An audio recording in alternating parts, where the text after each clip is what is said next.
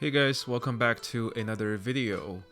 It's about a couple days before the season 1 starts, and I've been doing a lot of farming for the past week and a half since launch.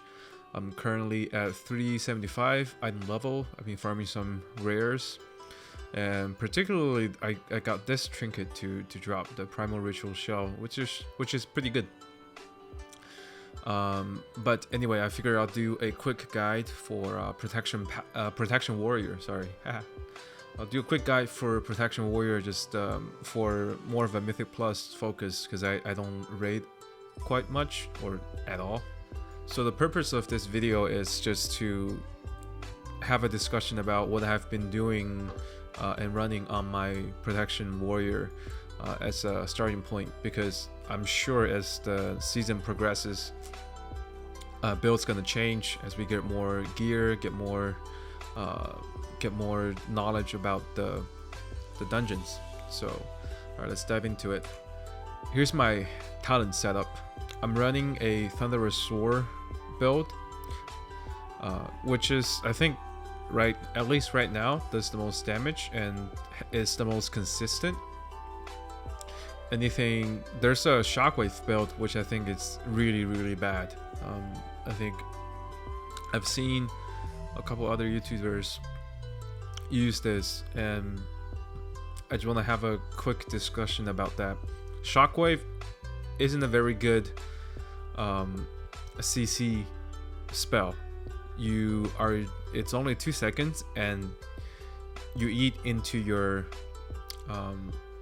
diminished return for your stuns, and if you do this in the hierarchies, it's gonna cost a lot of CC for your whole team. And I've done the testing for damage. It's about the same damage as Thunderous Roar, so I would highly recommend you avoid Shockwave.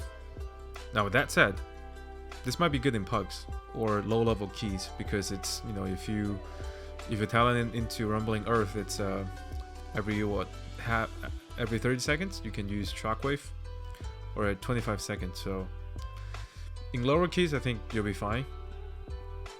But some key talents, obviously Avatar, Immovable Object. I'm sorry, Unstoppable Force. Sorry, and then Anger Management. And in this node, you can either use Defender's Aegis or Impenetrable Wall. I think both are fine. I'm more used to this because I like 2 charges to save myself in dire needs. So I'll link this in the description below. So if you want, you can use this as a starting point. I'm not running Intervene because I don't think I need to. I'm running Rally. There's a couple points that you might want to drop for Berserker Rage or even Berserker Shout for some of the dungeons. And then over here, Tough as Nails and Spell Block. Spell Block is a really strong spell, especially I think I might run this in Temple of J Serpent. It might be extremely good. All right, with that said, let's talk about rotations. So you pretty much have a lot of bleeds, and your bleeds are gonna do a lot of your damage. So you want to maximize your damage window inside of your avatar, because during your avatar, you want to get into a rotation where you Thunderclap, Revenge, and Thunderclap, Revenge, because this is why Show of Force. If you talent into this, then these 2 spells feed into each other. So on pole, we'll want to do all our damage up front. That means pop Thunderous Roar up front, and then go into Thunderclap, Revenge, Thunderclap, Revenge. You know the drill. And we can precast Ravager to grab threat and establish, just to get it out of the way.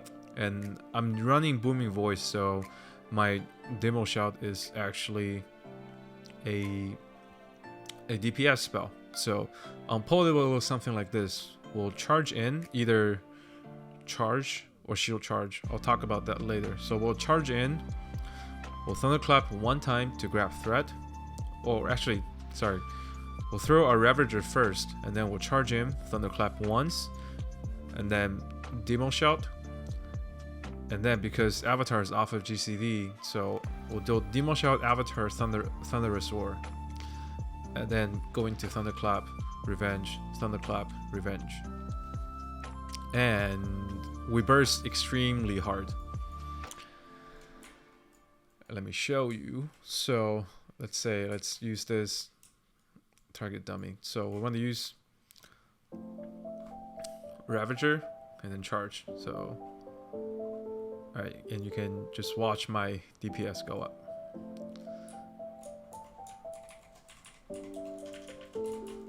Demo shot.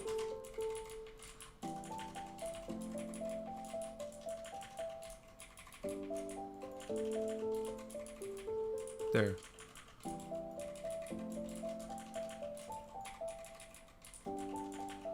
We're bursting about 100k on pull.